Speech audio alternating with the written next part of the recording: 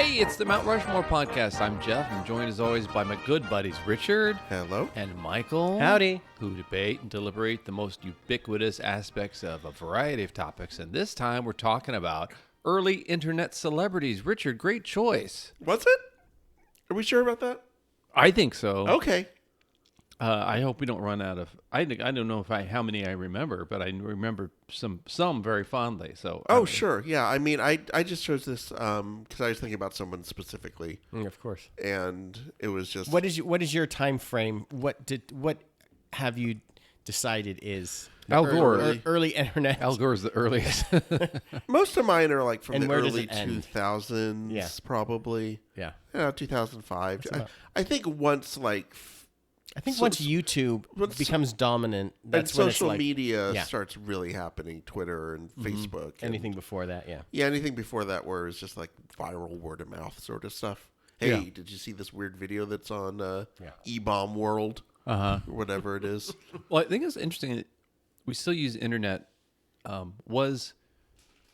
There was internet before there was the World Wide Web. Yes. I think the graphic Gopher Web or whatever it was. Yeah. So I love that maybe you guys are going to talk about somebody who was just in somebody's auto signature, like a email Eddie, or somebody who was on a BBS somewhere, Right. maybe.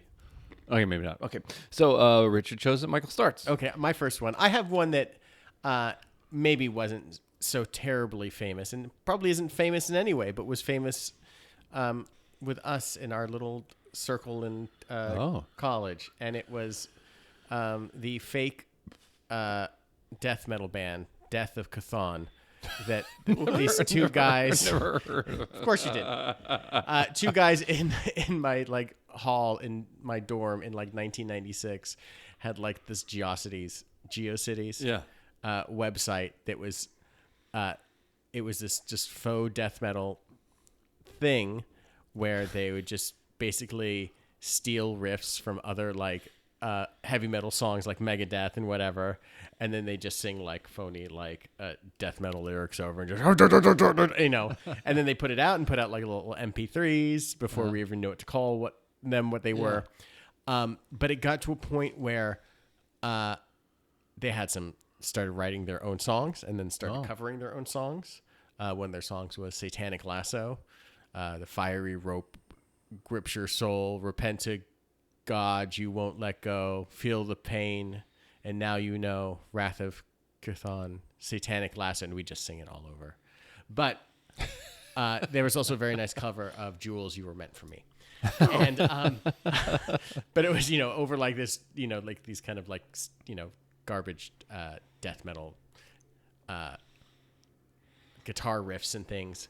And real like death metal fans started like getting angry at whatever they were. They were like, this isn't your song. You didn't write this. This is totally stolen from this, and just getting, and I remember that first feeling of like, oh, you can just kind of create something fake on the internet and people actually respond to it in a way that maybe they think it's real or maybe they think you're serious, but it's hard to know because you're so far apart and you don't know who this. All you see is a web page and like death metal font of white on black, and it's all skewed and jagged, and and a song called Satanic Lasso and a Jewel cover, and like I remember being like, I was 18 and being like, I have like no experience on the web at this point.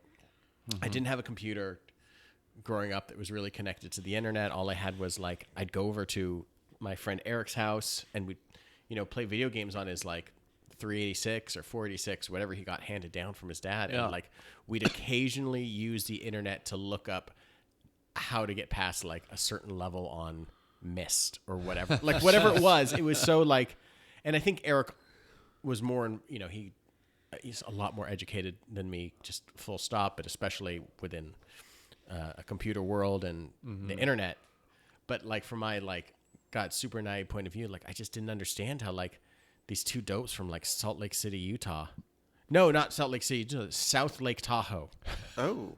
The SLT boys. One was like, it was just like so strange that like they just created this thing out of like whole cloth. How do you spell it? can't Chthon? find it. Cathon. CTHON. Like Oh. Chthon. Yeah. Did you find it? Of course you didn't find it No. because it would have been on like a Geocities website, and Okay. these things. Maybe the internet, the Wayback Machine, could find it or whatever. But it's just one of those things where, Wow. like, I just remember. I'm sure it doesn't quite even meet the standards of internet celebrity, Yeah. but I remember it feeling like, oh, this has rankled somebody's nerves that are really into this many thousand miles away, and it's weird and it's cool. Yeah. Oh, that's cool. All right, Richard. All right, so this is the person I was thinking of originally. Tay Zonde, Oh yeah. the singer, songwriter, performer of the mega hit "Chocolate." Chocolate Rain. Rain. Mm-hmm. And if for those of you who are too young to remember, there were as Michael, I think, like his choice also was, there were these just weird musician types that were just throwing their music on YouTube, on whatever, wherever it happened to be, just hoping that somebody would listen to it.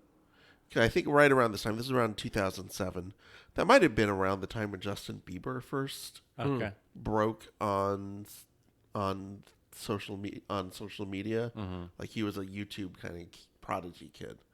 So there were a lot of these sort of people, and Chocolate Rain was one of them. It's this really like, I'm trying to explain the song. It's just this keyboard riff that kind of just repeats over and over and over again. And the guy singing it looks like he's about 12, but he's got Barry White's voice. Yeah. And it looks, you almost have the sense that a little kid is lip syncing it, but it's not. That's really his voice. And for some reason, he subtitled every action that he does in the song, or that he's doing in the video, because the video is just him at a mic singing the song. So he'll caption it, me stepping away from the mic to take a breath, as he steps away from the mic to take a breath. Mm-hmm. And it just hit people in the right way, that it was just one of those things that, like, it just got emailed to everybody. Didn't matter. It was an early example, I think, of something happening on the internet that, like, kind of brought people together. Yeah. Because, like, everybody knew who Tay Zonde was. I Didn't remember them matter. talking about it on TV, and that drew me to see it on the web. I think some talk show host or somebody was talking about it. Yeah. I also find it interesting that you've both talked about music, and then Death of Chthon was a musical kind of satire or parody. Yeah. And Tay Zonde was real social commentary. That was... Yeah, I mean, if you actually listen to the lyrics of the song, Yeah. it's about, like, Katrina and how black people were treated during that time, and it's heavy. Yeah. But nobody will actually listen to the lyrics. All they win is, 15-year-old kid who sounds like Barry White. Yeah. That's all they cared about. Yeah. I think it was really, really interesting. And the idea that we wouldn't be that inspired for change around the lyrics, but for whatever reason, he probably got more visibility than if he were to write it in a poetry journal or something like that. Yeah, no, I mean, hey, look, punk was DIY, and so was this. Tay Zonde was as punk rock as the Ramones. Yeah. In his own weirdo kind of way. Mm-hmm. All right, Michael. What is it? I'll stay with another young kid, and it's the unfortunate Star Wars kid. Also on my list. Okay. Oh, yeah. Where I don't quite know how to pronounce his name. I'm going to give it the old college try, Ghislaine Raza, who's a Canadian kid who was just filmed himself with like some piece of sporting equipment and at his school, swinging around a stick like he was Darth Maul in Star Wars Episode 1, The Phantom Menace, doing high kicks and whatever, and being generally a geeky 13, 14-year-old, however old he was. Yeah. And, unfortunately, he forgot about the tape, and some other kid found it and then uploaded it to the internet, and there you go. And this kid has been paying the price for it ever since. You know, I don't remember the first time I saw it, but I know that I laughed out loud because it was just ridiculous to see. Yeah. Because it's so, I think... Had you seen it effectified? Like I'd seen it with lightsaber, or sorry. When I first saw it, I saw it regular. Yeah. And then, of course, you've seen different versions over the years. Yeah, all the remixes and what have you, yeah. And, you know, I think this boy, they ultimately tried to sue for kind of damages of you know, kind of emotional damage. Emotional distress, and they settled out of court, and he's kind of tried to, you know, from I think about a decade, try to distance himself from that whole thing in general because of, in part, trying to bring some sort of, what's the word? Closure, some sort of, but also kind of like not bring more attention to it than needed to. Yeah. The cyber, you know, kind of the cyberbullying aspect of it. I think he, by not owning up to it or by not being like becoming the face of it, I'm having hard words trying to figure out what to say, but he basically, I think, didn't want to gain any notoriety or fame from it. He didn't want to give it any additional air of credence of like, this is what you should do to become famous. It was like, I just want to go live my life as a 13-year-old or whatever. I mean, he did go on to kind of parody himself in a white nerdy Weird Al video, but if Weird Al calls, you answer the call. The answer is yes. Yes, absolutely. Was it somebody was like the Ermagerd Gersberm's girl? There was who I think turned out to be kind of was able to have a little bit of a sense of humor about it. Right. She was granted some dignity into it, but I think this guy had a rough time with the amount of bullying, and it's also like the first time. Like, can you imagine like when the first time you saw yourself doing it too? That must have been so hard. Yeah. Oh shit! Jeff, what was the first time you accidentally left a video of yourself like doing Batman? And somehow you found it. I think I've been fortunate to always have been such a goofball that people kind of assume that I'm doing it as a joke. Star Wars kid in the realm of sci-fi, unfortunate sci-fi celebrities. Who was the Tron cosplay guy? Yeah, just that guy. Well, I think it was parodied by Family Guy. Yeah, what an interesting thing, because especially earlier on in that time, there wasn't any kind of cyberbullying legislation, I imagine. I would imagine not. I mean, it also depends.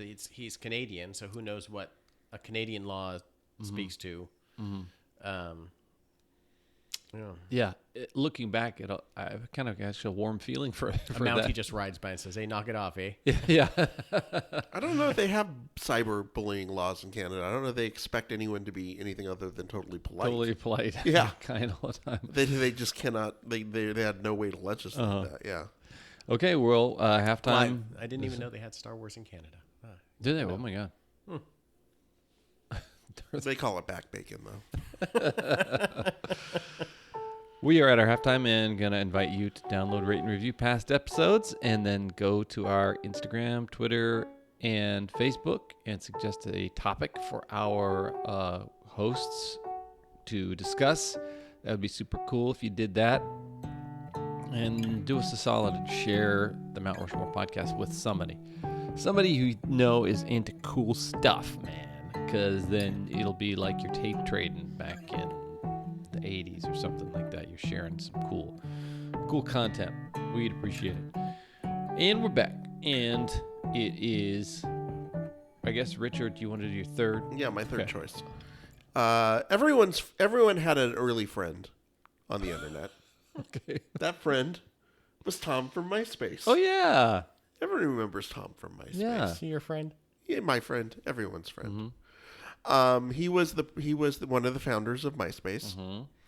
His name's Tom Anderson, And when you first signed up to MySpace, you automatically got him added to your friend list. Yeah. Before you went through your address book, your email list, before you started manually adding people, there was Tom. Oh. He was there for you. Oh. And Tom just kind of became, it's just interesting that he became this sort of running gag. But in reality, he's a multi-millionaire now. Because he was one of the founders of MySpace and wound up selling it for like $600 million. Yeah. So I think... Go ahead. I was going to say, I find him fascinating because maybe he's the butt of a joke, maybe he's not. Mm-hmm. What does he care? Yeah. He's got 600 million reasons not to care if he's became an internet meme or not. Mm-hmm. I think one of the intriguing aspects about, I think this is a very, very nice choice. I think one of the intriguing aspects about it is he never changed the profile picture. It was always that picture of him like in a white shirt, kind of looking over his shoulder-ish. And it was never like updated. It never got fancier. He always remained the same amongst the sea of MySpace turning into like the, kind of GIF from hell. Yeah.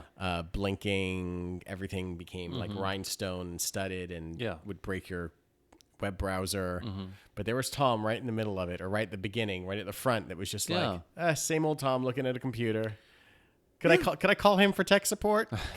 Is he the guy that like tells you to turn the laptop on and off again to get everything to work? Is it Tom? Or is he just like...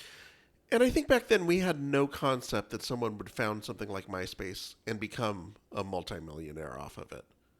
Uh-huh. Like, back then it was just like, some computer geek came up with this like internet space where you can talk to other people. Yeah. That's neat.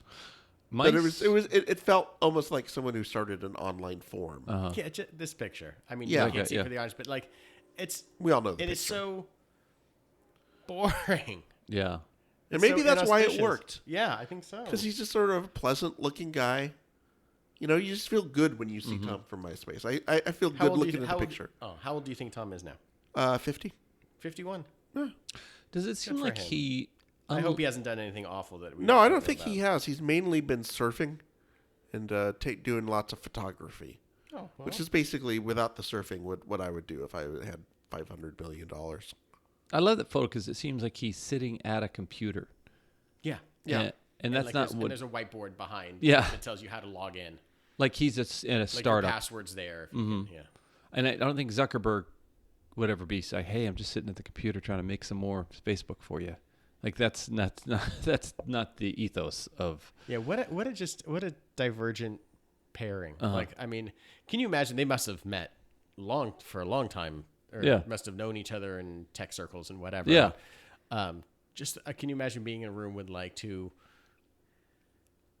founders of tech giants, and they're probably very, disparate people. Oh, yeah. I mean, Zuckerberg seems, kind of like Wozniak robotic and versus... weird and whatever. Versus Jobs. Jobs, yeah. Yeah. A couple of years ago, back in 2020, someone posted a thing about, remember Tom? This was on Twitter. And how great MySpace was, and he never tried to influence elections or steal all your data or lobby against privacy regulations. And Tom from MySpace popped up with a couple of heart emojis and then a hang 10 emoji, and everyone freaked the fuck out. His Twitter handle is MySpace Tom. Mm-hmm. He's like leaning into this, and I love that about him. That he's not... He understands that he is not just Tom Anderson, the founder of MySpace. Yeah. He is Tom from MySpace. Mm-hmm. And he's just happy to be that guy. Like Steve from Blue's Clues.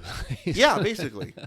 I want Tom to give me one of those little Steve from Blue's Clues speeches. Pep talk. You want Tom pep to come, talk. you want Tom okay to come back and be like, it's okay. I know I went away, but... I'm sorry I left you with all that kind of rhinestone studded, all the emojis that didn't make sense, and suddenly the, all of the dancing cats came across the screen and everything broke, and then somehow it's a music player site. A blinking rose in a reflecting pool. Yeah, that's...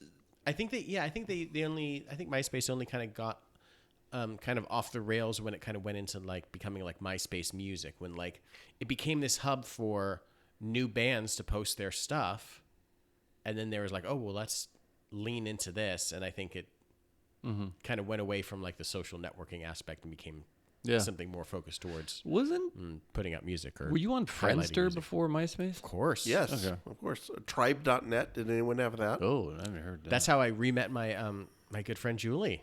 Oh, Friendster was just like out of college and just like, some years removed from high school. And it's just like, oh, you're on Friendster. Hey, this is Michael from North Hollywood High. How are you? I'm living in Seattle now. What's up with Yeah. And then there you go, Friendster. I remember before maybe it's Facebook. Before Facebook, I had all this kind of wonder. Or at my 20th high school reunion, there's kind of a wonder, like, what have they been up to? What have they been doing? And then after Facebook came around, everybody's on. It was like, fuck, I know what everybody had for lunch. It doesn't. Yeah. No question about what people have been up to. Winfield. My third choice is scrolling. There you go.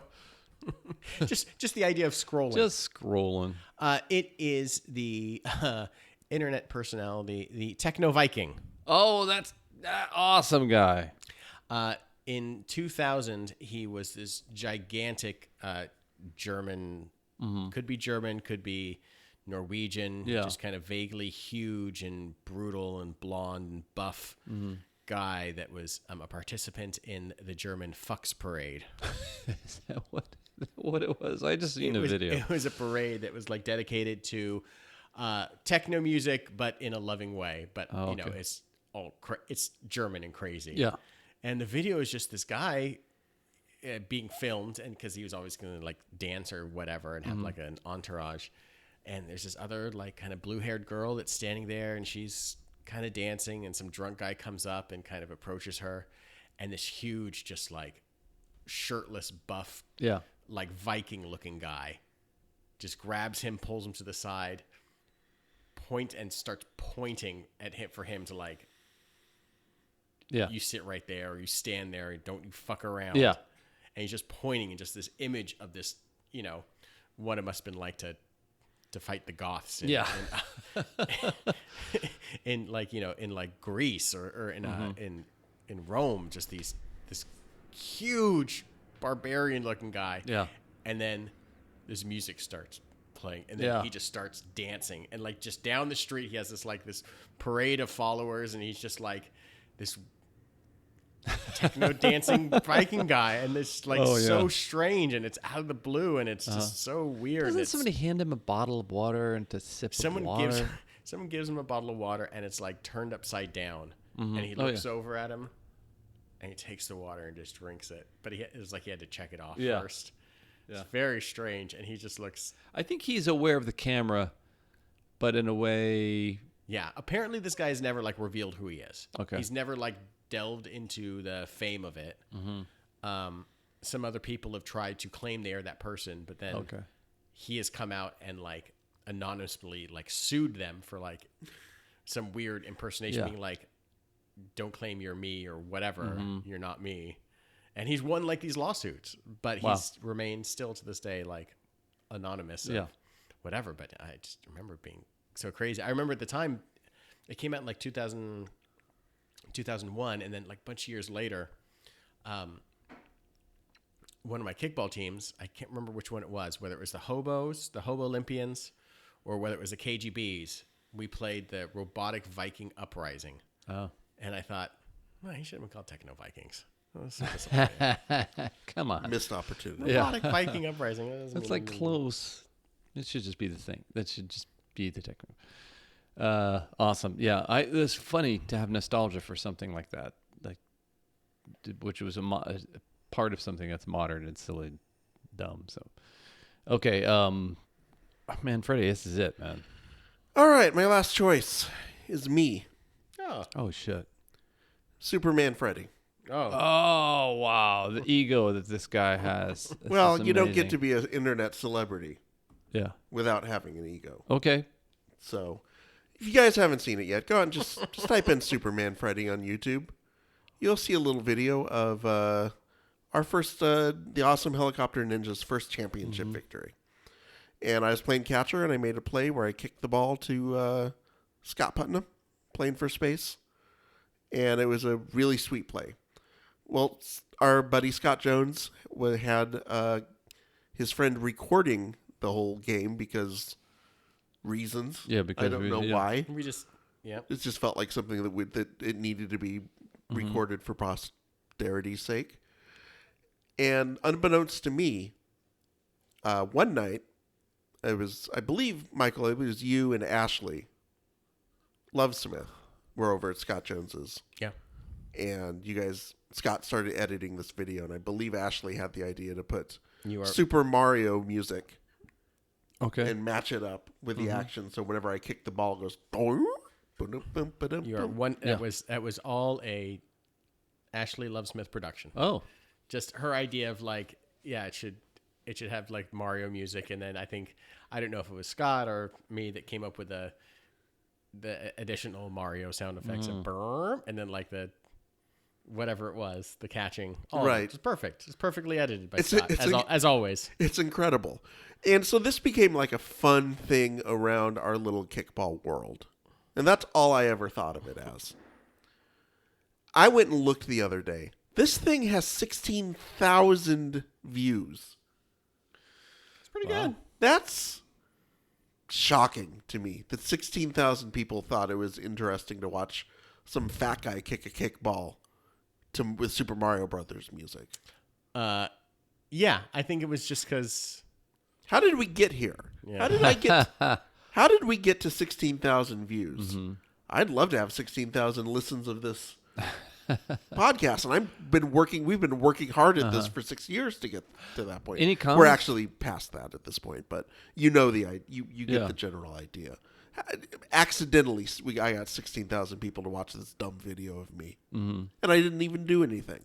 Yeah. Do you think that's Skojo's most watched video, or Yeah. maybe it's his did the Royals win Manny the World Adams, Series? Matty Adams doing push-ups has 22,000. Oh, Manny Adams, that was a good one. But all the other ones, though. Oh, you know what? I take that back. That's not even the most viewed Awesome Helicopter Ninjas video. What is? The Healing Miracle. Oh, it's a Michael Winfield joint. How many views does that one have? 36,000. What? Yeah. So I will count you, not just me. I would say the Awesome Helicopter Ninjas as a concept. I was 35,000 of those views. Yes, probably. But it's weird because like some of the other stuff we did, like the safety video, has like 200 views. Oh, come on. Really? Yeah. So it's just this weird thing that a few of these things caught on. Not all of them did. Yeah. But some of them did. It's weird. I would say you are also like a Viking, Richard. Like I Yeah, would that's say true. We I have the hear that a techno. lot. I think you have a swarthiness to you, and you have a durability, and you have an athleticism to you that would put you in the Viking category. A grace, a certain I'd grace. say, oh, definitely. Elon, maybe. Yeah. Nice. I would say that was mind blowing when I saw that video. Like, I didn't know you could just kick instead of pass. I didn't know that was a thing. Right. That was pretty mind blowing. Innovative. All right. Congratulations, Richard. Yeah. Congratulations. And congratulations, Superman Michael. Freddy. And congratulations, Michael, for healing Scott Jones. Final choice. My final choice is Kara Cunningham, who was previously known as Chris Corker. No, Chris Crocker. Chris Crocker, thank you. Who is the infamous Leave Britney Alone. Yeah. Very okay. good choice. She Not as good as me, but a very good choice. She doesn't have as many views as you do.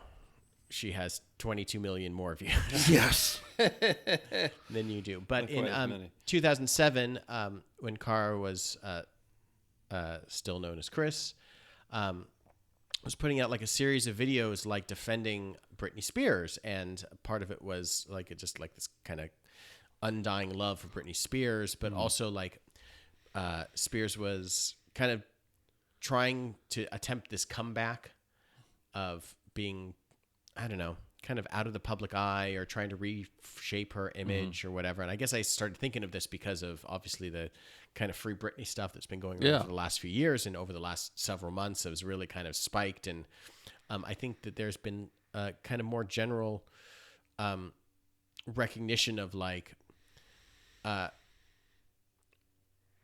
Kara's initial like reaction to this person needs to be kind of left alone and allowed to be who they are. And, you know, this person was mocked for like this kind of emotional video. Yeah. They were mocked for just kind of not wanting Britney to go down the same path that Anna Nicole Smith had kind of recently had happened to her. And it's just very emotional, but like it just blew up. And, you know, at the time, Chris Crocker went on various TV shows and, you know, became famous for this emotional outburst and this defense of another celebrity, and in turn gained their own kind of celebrity from it. And it's just one of those things where like, oh man, sometimes they're just right at the beginning. Yeah. Even though the emotion of it was like overwhelming, like they seem to have read the situation around Britney Spears and like her impending kind of celebrity doom and downfall, and it's just like, she could kind of see that Britney Spears was going to be kind of hounded to death by celebrity and by the press and the world at large, and it was just like, man, got it right. When you get it right, it must be wanting to do like victory laps now, but not quite, because ultimately you just wanted this person that you admire to be healthy and you know, not kind of under the public eye so much. Didn't she do Leave Octomom Alone the next day? That was the next series. I'm trying to think. I see. I don't know. I don't know how, you know, for some people like that, I don't know how much they will lean into whatever the thing is that made them famous to keep making them. Like who was the lady that was like, you know, there's always like a Chewbacca mom, like the Chewbacca, like, okay. Yeah. God, are you going to wear that out until, but then there's like, what else do I have? All I'm going to be is, can I make these $1,500 appearances on CNN or whatever it is? And just, all right, I'll just keep doing Chewbacca mom and make this money while I can do Chewbacca mom. Right. That's a real interesting poll, because I remember responding to the maudlin nature of this person's plea and thinking, you're making about you. This is about you. This is not about Britney. But it was a cautionary message for the destructive elements of celebrity and those persons who are driven to try to find a way out of that, the negative aspects of it. So it is interesting. It's kind of like the right message coming from a person who seemed to be seeking celebrity themselves. So that's, if you watch like the first like Leave Britney Alone video, like the majority of it is just very like downplayed and straightforward, and then it's just like this emotional outburst. Okay. So it leads up to this big thing. Yeah.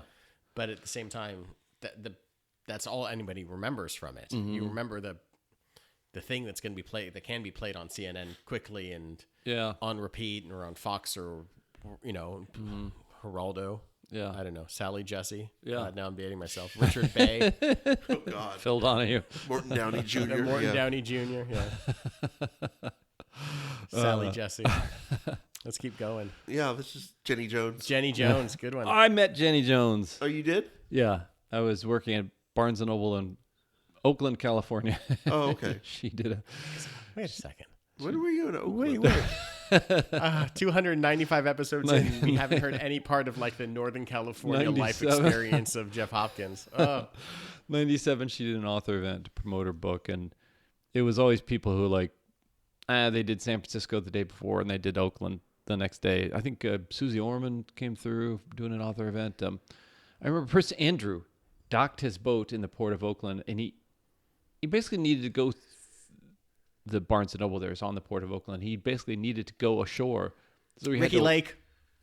Ricky Lake. Art Linkletter. So he had to walk through the bookstore. So they set up this big display of books and about the royal family and stuff like that. He just walked through with his bodyguards, did not say anything to anybody, just sped through that store as fast as he could. Yeah, Jenny Jones. And her book has a big thing about how she played the drums earlier on in her career. Those drums were my ticket out of that small town I grew up in. Like Karen Carpenter. Okay, sorry. Jeff Cast is over. Let's go with Tay Zonde, Chocolate Rain in it. Let's go.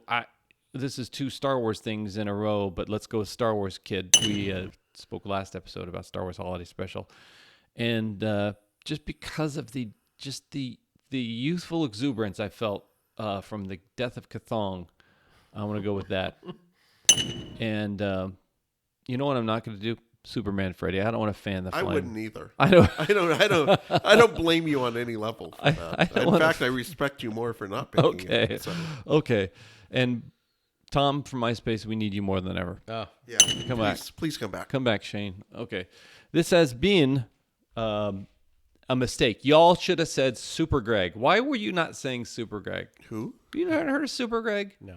Okay. Is he like Super Dave? Super Greg was, on the surface, he seemed to be from South America or Iran or something like that, but he was a celebrity DJ in his own mind, playing clubs, and he was posted with his entourage. What he really was Sacha Baron Cohen in 2001 or 2002, and he was created by Lee Jeans, and Lee Jeans created about 4 or 5 different bizarre internet characters, hoping that they would be able to make one of them a ironic celebrity. Wow. And they succeeded. Well, the most successful one was Super Greg. And then after he became kind of gained some cult interest or underground celebrity, then lo and behold, they have a commercial of him, or a web video of him DJing in a DJ battle with Buddy Lee, who was, I guess, a spokes doll for Lee Jeans. So they kind of incepted Super Greg. They created all these ironic celebrities, and then when one gained favor, They wrote it. Yeah, they already had him because they created him. Right. So okay, that has been the Mount Rushmore of early internet celebrities. My name is still Jeff. Montel Williams. Good one. Nice. Is his name Montel Williams? It's not. Should be. I'm Richard. I'm just Michael. That's enough.